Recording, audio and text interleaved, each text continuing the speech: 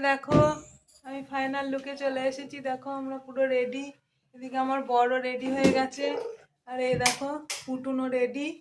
চলো আমরা সবাই কোথায় যাচ্ছি তোমরা একটু পরে জানতে পারবে। দেখো যেখানে যাব বলে বেরিয়েছিলাম সেখানে আমরা পৌঁছে গেছি। বলো তো আমরা কোথায় এসেছি? হ্যাঁ, আমরা একটা মেলাতে এসেছি।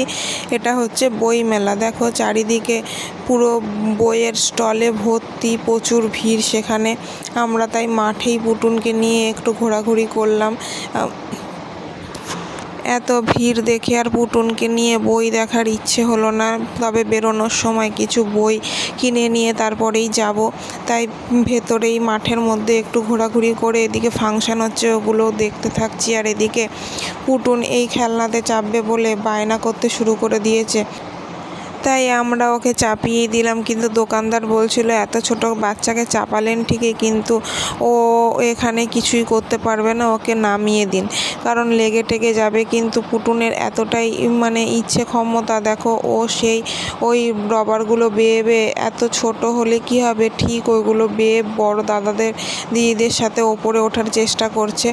তাই আমার মতে কি বলো তো, বাচ্চাদের কোনো কিছুই সব কিছুই ট্রাই করতে দেওয়া উচিত, কোনো কিছুতে বারণ করতে নেই, কারণ ওদের এখন থেকেই বুদ্ধির বিকাশটা হয়, আর এদের সব কিছুতেই এতটা আগ্রহ থাকে যে কোনো কিছুতে বাধা দিলে ওদের মনোবলটাই ভেঙে যাবে।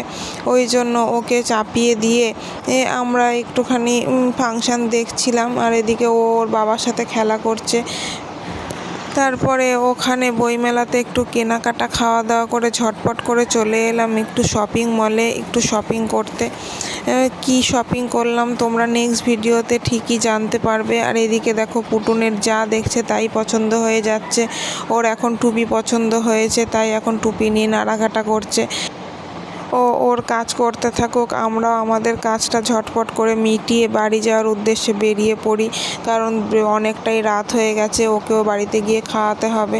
এদিকে দেখো আমাদের কেনাকাটা মোটামুটি হয়েই গেছে, ওদিকেও তোমাদের দাদা পেমেন্ট করে দিয়েছে। চলো আজকে এই পর্যন্তই, টাটা। নেক্সট ভিডিওতে আবার তোমাদের সাথে দেখা হবে। বাই।